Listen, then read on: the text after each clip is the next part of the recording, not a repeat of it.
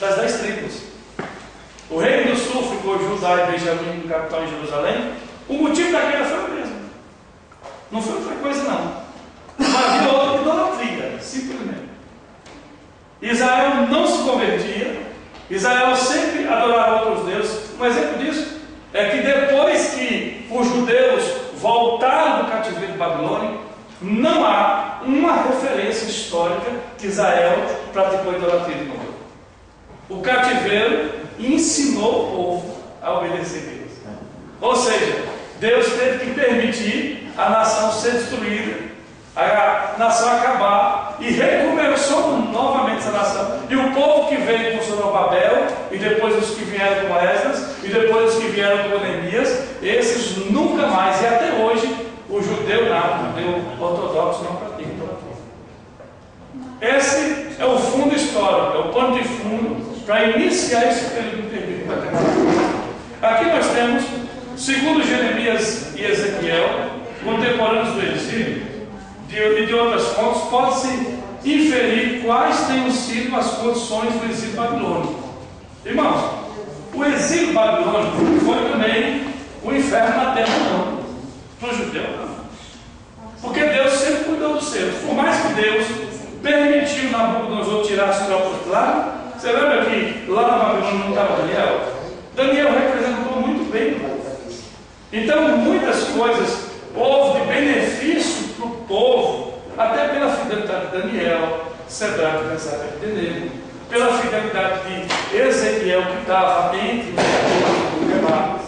Então havia um cuidado de Deus, por mais que o povo estivesse no cativeiro, mas muitos, em certas condições, estavam vivendo melhores do que lá em Judá, na questão física.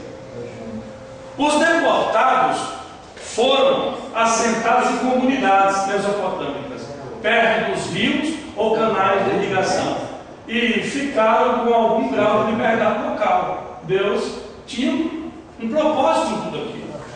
Podiam casar-se, levar uma vida familiar normal. Alguns chegaram a possuir casas, praticavam sua própria religião. Só que eles estavam submetidos ao paganismo o tempo inteiro. Não havia a nação deles. É como depois que Jerusalém foi destruído no ano 70 pelo Império Romano, os judeus saíram do mundo inteiro. E as comunidades judaicas continuaram a existir no mundo todo. Só para os irmãos terem uma ideia, havia uma comunidade, e há até hoje, mas naquela época foi uma grande sustentação para o judaísmo, uma comunidade judaica na Babilônia que durou 2000 anos. Quando Israel começou a voltar para a sua terra no final do século XVIII, essa comunidade judaica, ela tinha muitos judeus ali, vivendo de uma forma totalmente como era nos dias de Salomão, como era. Salomão tinha um tempo para prestar o holocausto. O judeu, ele guardou, em muitos sentidos, todo o princípio de lei. A forma de adorar Deus, a forma de manter os escritos, a Torá e a compilação dos escritos, sem aumentar ou diminuir nada, a maior cuidado eles tinham acerca disso. Isso aconteceu por conta de muitas comunidades. E na Babilônia havia uma grande comunidade. Quando o edito de Ciro, o rei Ciro foi aquele rei que fez a substituição e tomou a Babilônia. Não vamos falar sobre isso agora. Quando o rei Ciro tomou a Babilônia, derrubou a Babilônia, ele colocou um edito que todos os judeus pudessem voltar para a sua terra.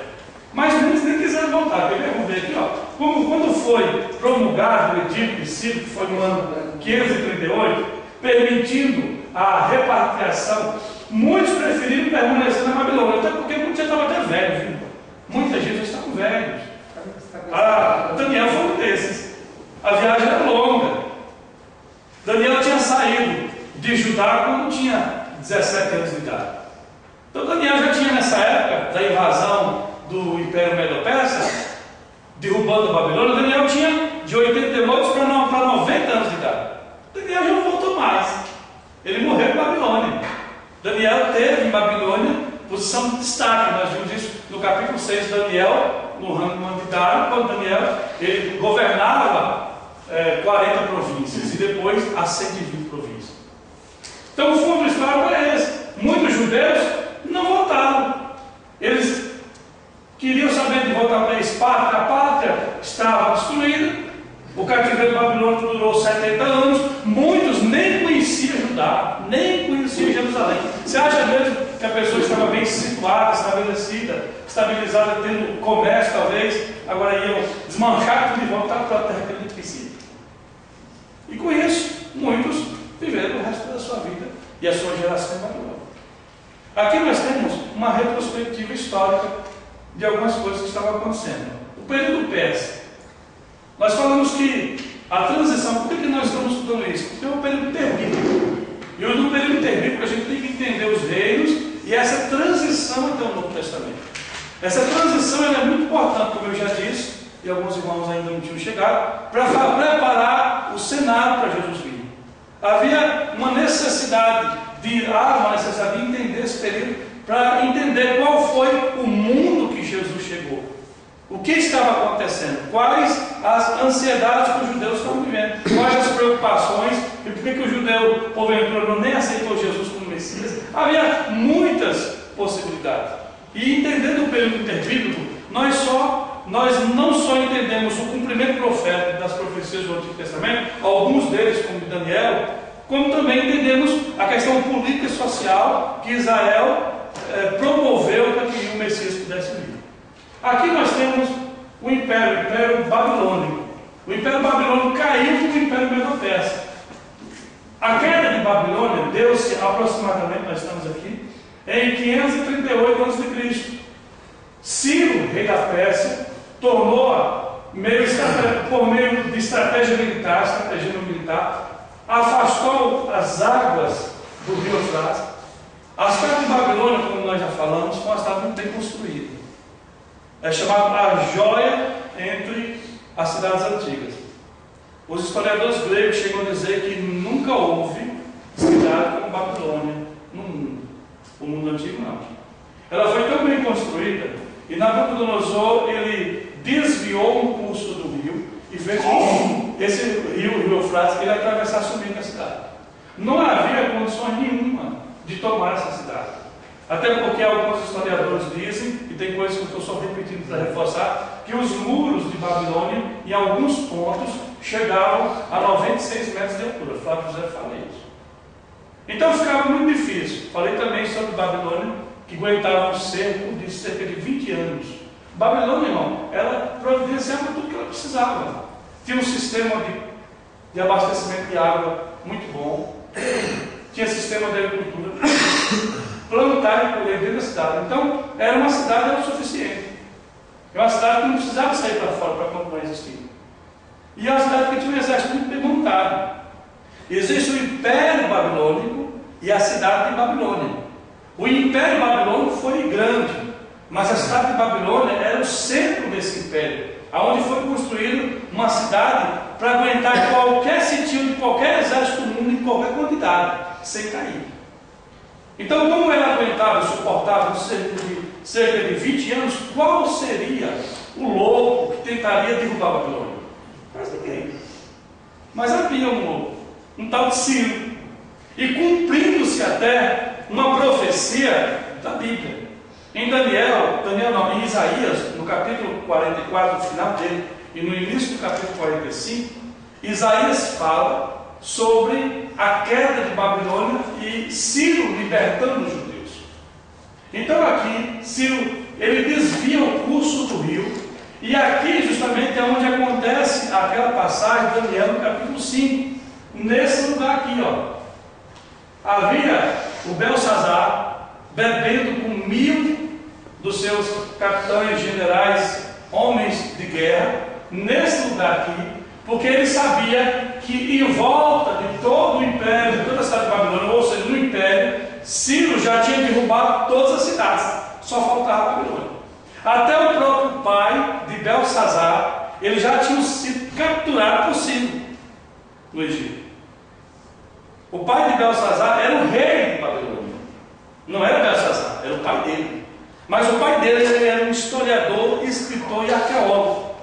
O pai de Belsazar era um homem muito instruído, estudado, então passava e viajava o mundo fazendo pesquisas. Nessas pesquisas e viajando o mundo, Ciro capturou. Por isso que lá no capítulo 5 de Daniel oferece, no capítulo 5 de Daniel, Belsazar oferece a Daniel a terceira pessoa do seu reino, e não a segunda. Porque ele era a segunda. Ele não era o primeiro no reino. Mesmo o pai dele estando preso, ele estava ali substituindo o pai. Então, diz a Bíblia, em Daniel capítulo 5, que aparece um dedo e risca a parede. Mene, Tekel, Pezinho. Pesado, medido e achado de falta.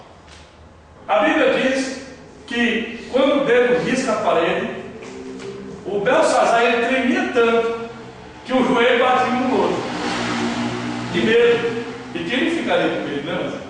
Uma mão escrevendo na parede, você vai doido, né? Aleluia. E quando isso acontece, irmão, ele manda chamar todos os magos entendidos e ninguém consegue interpretar aquela visão. As palavras eram entendidas, porque elas eram palavras possivelmente palavras bem legíveis e era hebraico mesmo, que é o pezinho.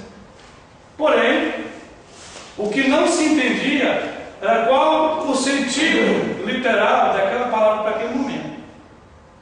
Então a rainha mãe entra nesse lugar aqui onde estavam 1000 homens bebendo, e diz a Bíblia também que Belsazar mandou pegar os utensílios da casa do tesouro, da casa de Israel, os utensílios do templo, que Nabucodonosor, cerca de 70 anos antes, tinha feito.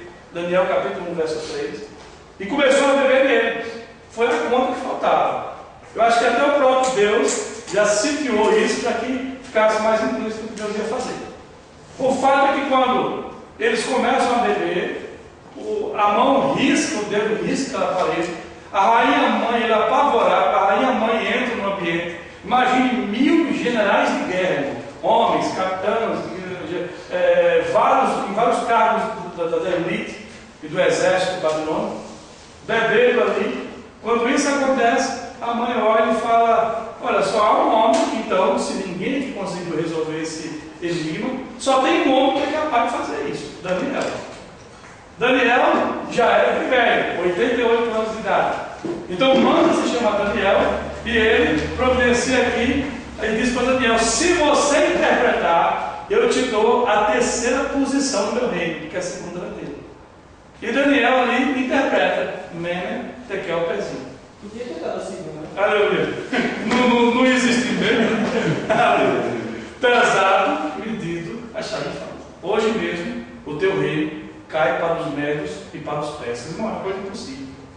Porque, por mais que Ciro e todos, já há muitos dias, estavam sitiando Babilônia, mas hoje mesmo vai cair. É uma coisa impossível de acontecer. Porque eles sabiam que estava bem guardado. Então a história diz que Ciro, desviando o curso desse rio, as águas baixaram e ele passa por aqui. Ó. Engraçado que nenhum soldado vê. E Ciro marcha com o exército por aqui, com água nos lombos. E entra e toma o reinado babilônico com o seu exército. Praticamente ele toma toda essa cidade sem matar ninguém, a não ser Belsazar e uma meia dúzia do Sheflá. Morre também. Que vai tomar a dor e morre. Com isso, a Pérsia, ela derruba a Babilônia, cumprindo a profecia de Isaías, e Ciro, ele publica um decreto no ano de 536, onde ele autoriza os judeus voltar para sua pátria e pegar todos os despojos do templo e levar. E ainda fala mais, ele financia com o tesouro do próprio governo a reconstrução do templo. Foi algo tremendo, irmão. Só que nessa primeira leva, nem todos voltaram. Alguns preferiam ficar com os seus negócios. Mas cerca de 50.000 exilados voltaram, principalmente a tribo de Judá, Benjamim, Levi, sob a direção de Zorobabel.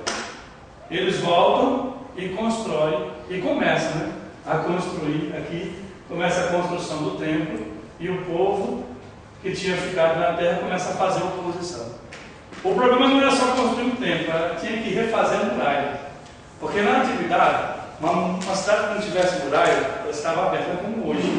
Hoje as cidades não precisam de muralha, o templo já está definido, os reinos já estão definidos. Mas na antiguidade, uma cidade